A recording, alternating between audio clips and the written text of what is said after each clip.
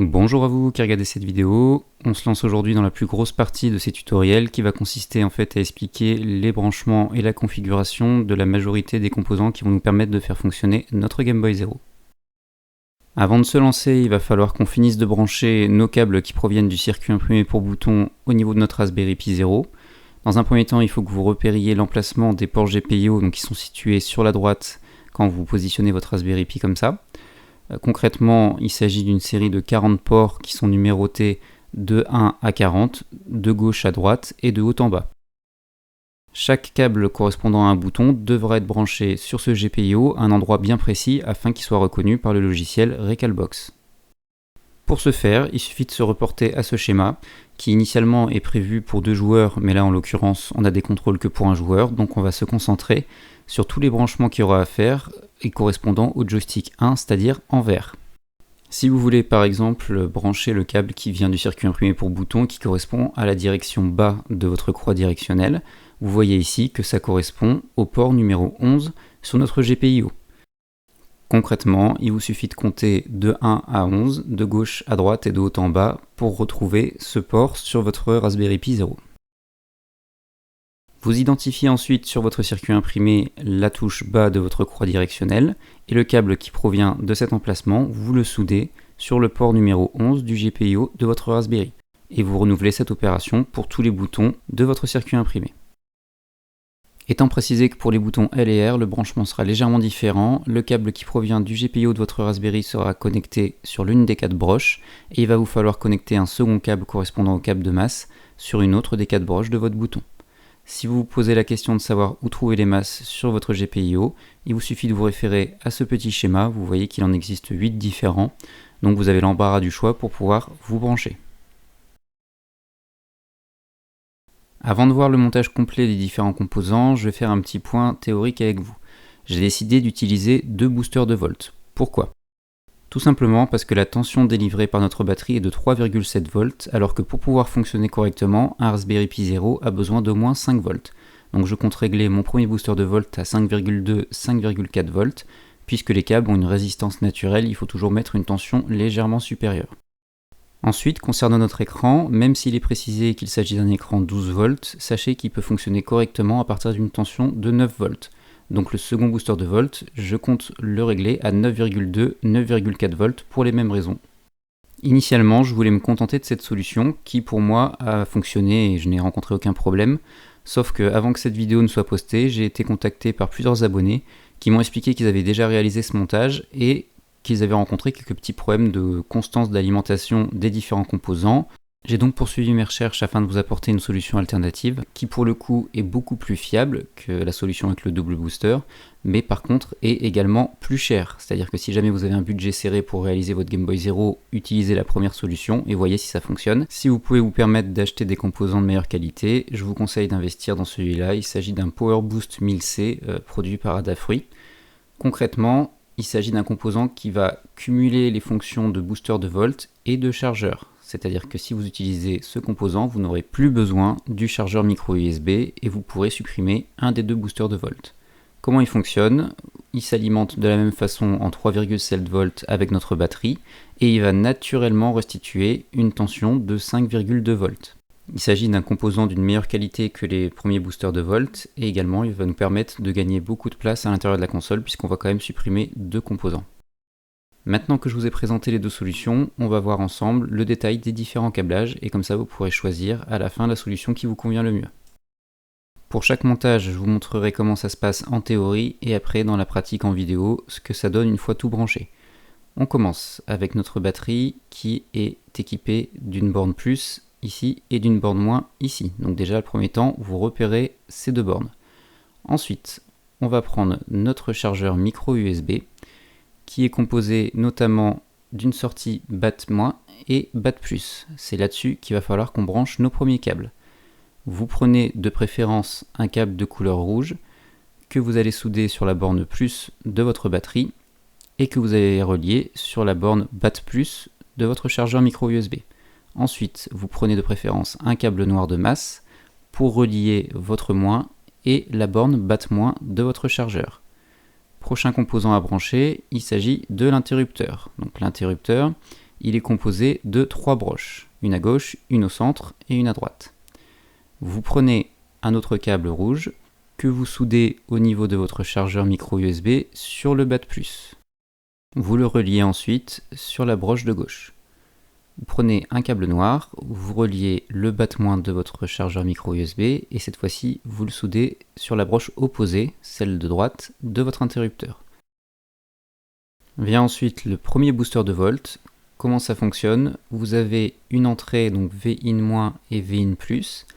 Il y a un petit composant à l'intérieur qui permet de faire varier la tension, que vous pouvez modifier ici à l'aide d'un tout petit tournevis. Vous avez juste à tourner cette molette et le courant qui sort sur Vout- et Vout+ est ainsi modifié.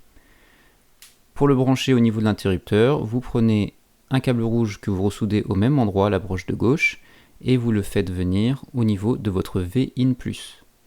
Vous prenez ensuite un câble noir que vous soudez cette fois-ci sur la broche centrale de votre interrupteur et que vous reliez sur le Vin-. Arrivé à ce stade, il va falloir contrôler avant de poursuivre le montage que votre tension est bien de 5,2-5,4 volts en sortie. On va voir en image comment ça fonctionne. Vous prenez un multimètre ou un voltmètre que vous réglez sur le courant continu, donc c'est le schéma avec la ligne continue et les 3 petits tirés en dessous. Il va falloir se placer au niveau des bornes Vout+ et Vout- de notre booster. Donc là, vous pouvez voir que la tension est augmentée jusqu'à 13,99. Donc c'était les réglages d'usine, j'ai pas encore eu le temps de modifier la molette. On va couper le courant à l'aide de l'interrupteur et vérifier qu'on n'a plus aucune tension qui sort de notre booster de volt, signe que notre circuit est bien ouvert. Il va maintenant falloir qu'on configure notre booster de volt afin qu'il puisse délivrer une tension de 5,2-5,4 volts nécessaire à l'alimentation du Raspberry. Vous prenez un tournevis plat et vous tournez la petite molette dans le sens des aiguilles d'une montre pour faire baisser la tension.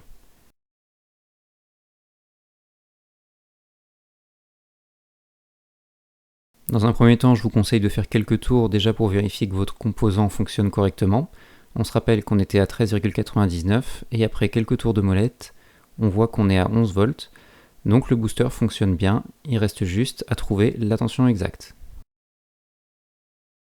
On retourne sur notre petit schéma pour poursuivre les branchements. Il est maintenant temps d'intégrer le Raspberry Pi 0 à notre montage.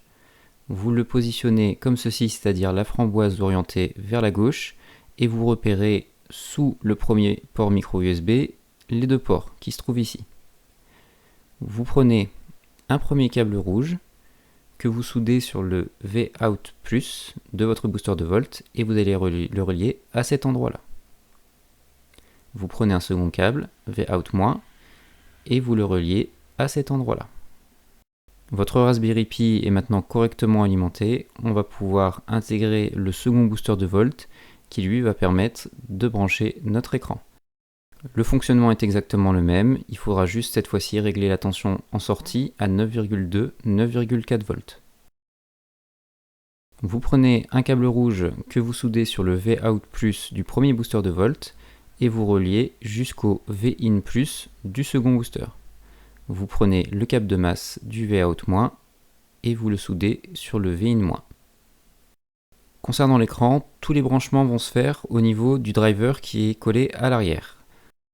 On se rappelle qu'on avait volontairement laissé les 4 câbles de couleur soudés au niveau du driver afin de pouvoir les réutiliser. Un rouge qui correspond aux 9 volts, un noir qui correspond au câble de masse, un jaune qui correspond à une sortie AV1 et le blanc qui correspond à la sortie AV2 qu'on ne va pas utiliser puisqu'on n'a qu'une seule sortie vidéo. Donc vous prenez le câble rouge qui est initialement soudé à votre driver et vous le reliez sur la borne Vout+ du second booster de volt. Vous faites exactement la même chose avec le câble noir qui vient de votre driver et vous le reliez sur le Vout- de votre second booster de volt. L'ensemble de nos composants sont maintenant correctement alimentés, il ne reste plus qu'à brancher l'écran sur le Raspberry Pi 0. Pour ce faire, on va reprendre notre driver et vous allez positionner cette fois-ci votre Raspberry Pi 0 comme ceci. Port GPIO sur le dessus et vous recherchez le port TV qui se trouve à cet emplacement. Vous allez pouvoir souder le câble jaune qui provient de votre driver et qui correspond à la sortie AV1.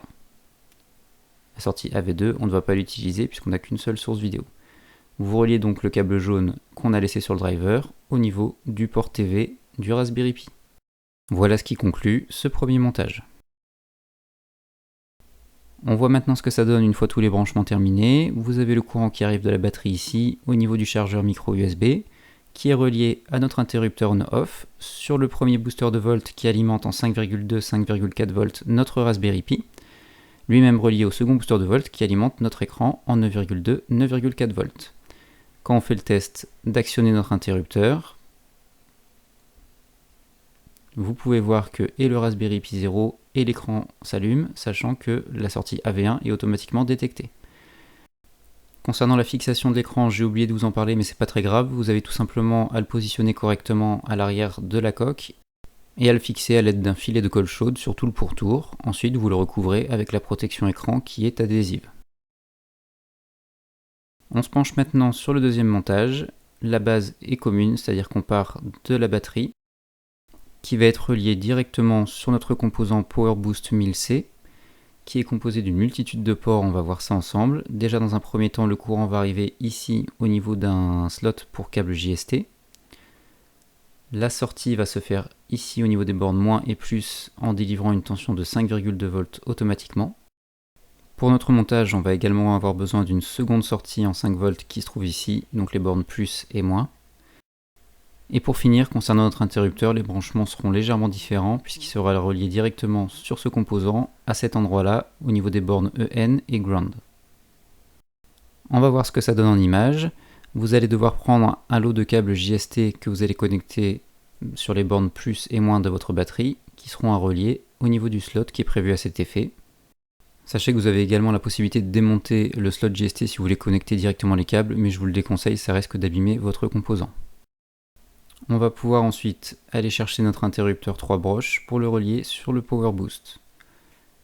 On prend un câble rouge que vous faites partir de la borne centrale de votre interrupteur au niveau du port EN de votre PowerBoost. Vous allez chercher un second câble noir que vous soudez sur une des broches extérieures de votre interrupteur, peu importe laquelle, au niveau du ground. On prend ensuite notre Raspberry Pi 0, les branchements vont être similaires au premier montage, c'est-à-dire sous le premier port micro USB. C'est juste qu'il va falloir brancher nos câbles cette fois-ci à ces emplacements-là, donc un câble rouge sur la borne plus du PowerBoost que vous soudez à cet endroit, et un câble noir que vous soudez sur la sortie moins de notre PowerBoost que vous soudez à cet endroit. Vous n'avez pas de modification à faire puisque la tension délivrée est automatiquement de 5,2 volts. C'est l'avantage de ce composant. Un des avantages de ce composant. On prend ensuite notre unique booster de volt dans ce montage qui lui va être en 9,2, 9,4 volts ici ça ne change pas, c'est pour l'écran. On va l'alimenter cette fois-ci avec la borne 5 volts qui se trouve ici, qui sera reliée sur le V-in+, et la masse qui se trouve à côté sur le V-in-. Les branchements qui vont suivre vont être exactement les mêmes que pour le premier montage. Donc on prend le driver de notre écran et on va le relier de la même façon à notre booster de volt, c'est-à-dire avec un câble rouge qui va venir du V-out plus du booster de volt sur l'entrée 9 volts de notre driver correspondant au câble rouge et un câble noir qui provient de notre driver qui va être relié sur le V-out-. Pour finir, n'oubliez pas de relier votre driver au niveau du Raspberry Pi 0 au niveau du port TV. On va voir en image ce que ça donne une fois tous les branchements effectués. Vu que les câbles qui étaient sur ma première batterie n'étaient pas compatibles avec le composant PowerBoost, j'ai exceptionnellement pris une autre batterie LiPo, cette fois-ci, qui avait déjà un câble JST en sortie, mais ça fonctionne avec n'importe quelle batterie. Ici, on a notre PowerBoost qui est relié au Raspberry Pi sur la sortie 5,2 volts. On a notre interrupteur qui est branché sur les bornes EN et Ground. Notre seconde sortie 5 volts qui va sur notre booster de volt et même chose relié à l'écran. Quand on allume notre interrupteur, on va voir si ça fonctionne. Vous avez une LED bleue sur le PowerBoost qui signifie qu'il est correctement alimenté. Vous avez l'écran et le Raspberry Pi 0 qui s'allument et l'écran qui est automatiquement connecté sur la sortie AV1. On a exactement le même résultat que pour le premier montage. Donc une fois de plus, c'est à vous de choisir si vous préférez mettre un peu plus d'argent et avoir un peu plus de place dans votre Game Boy et des composants de meilleure qualité ou pas. Voilà ce qui conclut cette vidéo. Je vous laisse digérer un peu cette partie parce que vous avez pas mal de branchements à faire. La prochaine fois, on verra toute la partie son et probablement les finitions. Si vous avez des questions, comme d'habitude, n'hésitez pas à les poser en commentaire et j'y répondrai si toutefois j'ai la réponse. En attendant, je vous dis à bientôt.